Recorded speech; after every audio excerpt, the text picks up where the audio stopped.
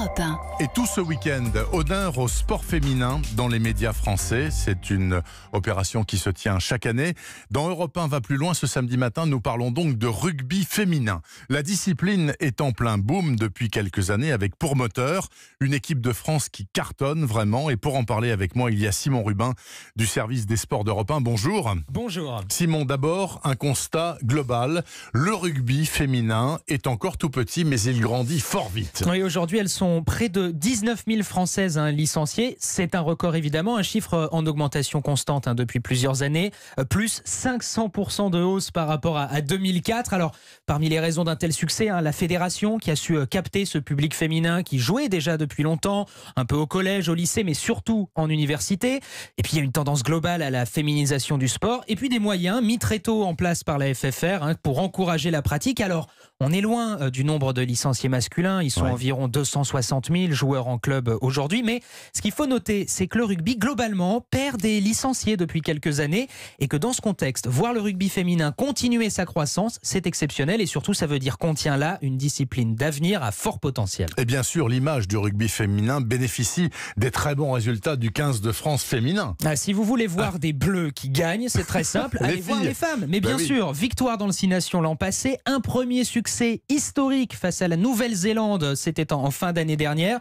Safi Ndiaye est capitaine des Bleus et cet engouement, elle ne s'en étonne même pas. Depuis 2014, ça va comme ça crescendo. On a la chance d'avoir un public, on a la chance d'avoir des gens qui nous soutiennent. Donc ça nous a pas surprise. On est hyper heureuse, on est hyper fiers que aussi des petites filles puissent s'identifier à nous parce que ça, c'était pas le cas moi quand j'ai commencé le rugby. On joue un jeu qui est aéré, qui est rapide, avec des passes. On essaye de jouer debout, nous on se régale et les gens retrouvent aussi ce côté, comme ils disent, de leur rugby d'avant. Et ils aiment beaucoup nous regarder. Et la fédération qui a d'ailleurs récemment mis sous contrat plusieurs de ces joueuses internationales, c'est une sorte de contrat à mi-temps qui permet à ces championnes de vivre du rugby, ça c'est primordial, et puis de s'entraîner davantage, c'est un pas vers le professionnalisme. En tout cas, ça marche exactement comme pour le football. Le football féminin a de plus en plus d'adeptes. Pour parler du rugby féminin, nous sommes en ligne avec Georges Coudane, qui est directeur sportif de la section féminine du Stade français, section créée en 2011. Monsieur Coudane, bonjour. Bonjour. Vous êtes parti de rien, ou en tout cas de pas grand-chose. Aujourd'hui, votre équipe est en première division. Qui sont ces jeunes femmes qui viennent jouer au rugby et est-ce que vous refusez du monde ? Je ne refuse personne. Effectivement, les filles qui viennent jouer chez moi, j'ai de tout. J'ai des étudiantes, j'ai des médecins, j'ai des architectes, des ingénieurs, j'ai des policiers, des gendarmes. J'ai un peu tout le tissu national qui est représenté. Est-ce qu'elles ne sont pas effrayées a priori par l'idée de violence qui sous-tend un petit peu le rugby ? C'est quand même on prend des coups au rugby. Elles n'ont pas peur ? Non, parce que le rugby féminin est construit complètement différemment du rugby masculin. On n'est pas dans l'affrontement, on est dans la vitesse, on est dans l'évitement, dans le contournement.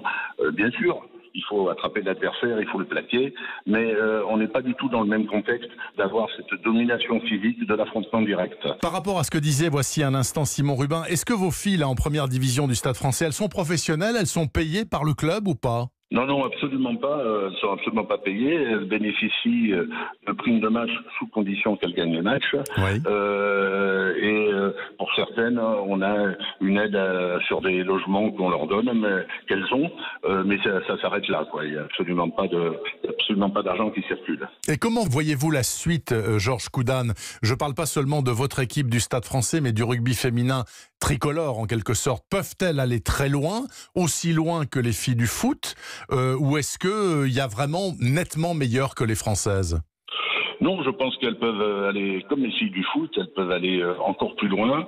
Tout le travail qui est fait par la fédération en association avec les clubs d'élite 1 pour leur ménager des espaces d'entraînement, de préparation, de repos et de pouvoir jouer avec leur club font qu'aujourd'hui, ce sont des amateurs que l'on traite au sein des clubs comme des professionnels. Des amateurs qu'on traite comme des professionnels. Dixit Georges Coudane, directeur sportif de la section féminine du Stade français. Merci beaucoup, monsieur Coudane.